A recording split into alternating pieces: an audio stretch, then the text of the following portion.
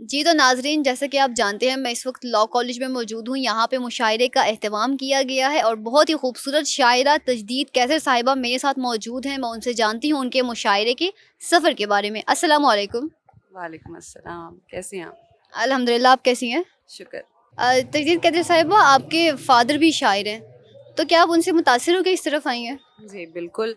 असल में ना किसी एक इंसान से हम मुतासर नहीं होते। हम एक एनवायरनमेंट से, एक सोसाइटी से या अपने इर्द-गिर्द जो भी चल रहा होता है उससे मुतासर होते हैं। तो मैंने शुरू से अपने वालिद और वालिदा साहिबा के साथ मुशायरों में जाना होता था, क्योंकि हम इकट्ठे रहते हैं। We are a very well bound family.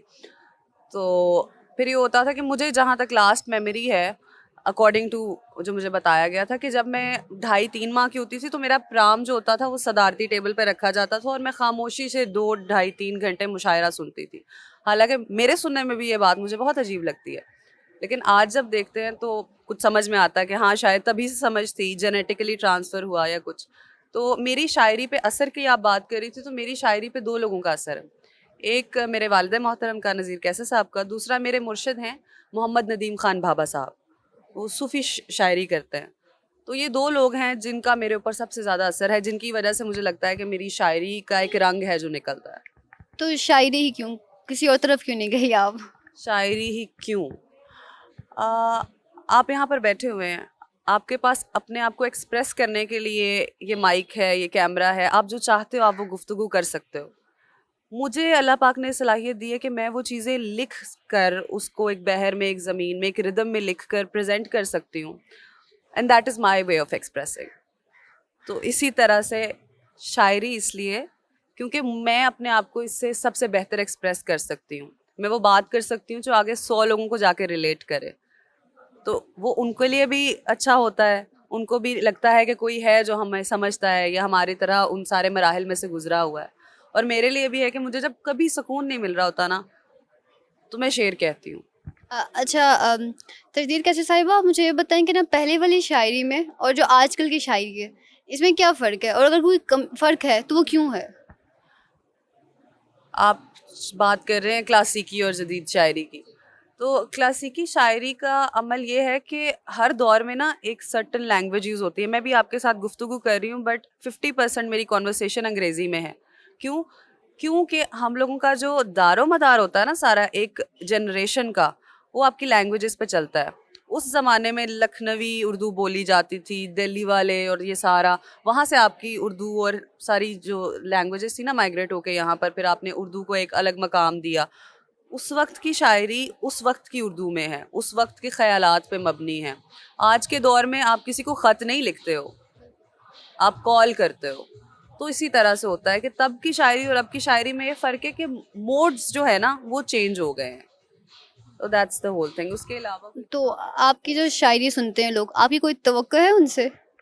शायरी सुनने वालों से तवक्को, उनसे तवक्को सिर्फ ये है कि अगर उनमें से किसी को कोई बात समझ में आ रही है तो वो उस चीज़ को याद रखें। अगर वो किसी गम में से गुजर रहे हैं, किसी परेशानी में से गुजर रहे हैं, वो शेर पढ़ें या सुने तो उनको सुकून मिले, उनको लगे कि कोई है जो हमारी तरह सोचता है या उन चीज़ों में से गुजर रहा है जिनमें से हम गुजर रहे हैं। आपको मौजूदा जो सा अदबी मंजरनामा कैसा लगता है वो?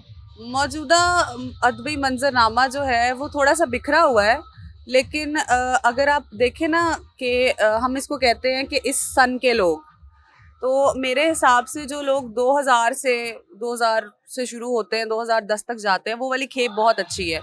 क्योंकि उस टाइम में हम जो बड़े हुए हैं, हमने अपने उस्तादों से सीखा है, अपने बड़ों से सीखा है, इज्जत की है। आजकल थोड़ा सा ये है, ये बड़ी स्कैंडलस सी बात हो जाती है, लेकिन हमारे से जो आगे और उससे अगली जनरेशन है ना शायरों की, उनके अंदर रिस्पेक्ट का, अदब का वो फॉर्मूला नहीं है जो पहले हमें होता था। तो अब ये है कि अब जो नए बच्चे आ रहे हैं, उनका ये शेरी सलाहियत अच्छी होती है, लेकिन उनकी ग्रूमिंग प्रॉपर्ली नहीं हो पाती, क्योंकि असातिज़ा के इतने करीब नहीं है वो। उनको पता नहीं है कि कितनी मेहनत करनी पड़ती है कि आप किसी अपने से बड़े के आगे खड़े हो रहे हैं तो आपको क्या रिस्पेक्ट देनी है उसको। तो वो थोड़ा सा है, अदरवाइज इज़्ज़त एहतराम अब वैसा नहीं रहा? कह सकते हैं कि नहीं रहा, क्योंकि कंपटीशन जहाँ पर आ जाता है मसले होते हैं। लेकिन मैं सिर्फ ये समझती हूँ कि सीनियरिटी का ख्याल हमें बहुत ज़्यादा करना चाहिए। इट्स वेरी इंपॉर्टेंट, क्योंकि आप जितने मर्जी फेमस हो जाएं, आपका फेमस होना कुछ नहीं होता है।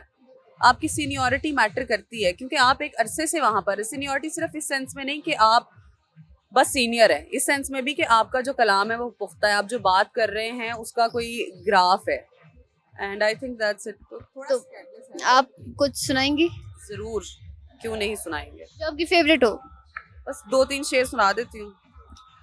टूटे हुए दिलों की इजाजत नहीं मिली, टूटे हुए दिलों की इजाजत नहीं मिली, हमको बड़े घरों की मोहब्बत नहीं मिली, आसाइशें तो दश्त की सारी मिली हमें, आसाइशें तो दश्त की सारी मिली हमें, आवारगी में कैस की वहशत नहीं मिली, कैसे तुझे बताती कहाँ रह गई थी मैं, कैसे तुझे बताती कहाँ रह गई थी मैं, एक लम्हा तेरी याद से फुर्सत नहीं मिली।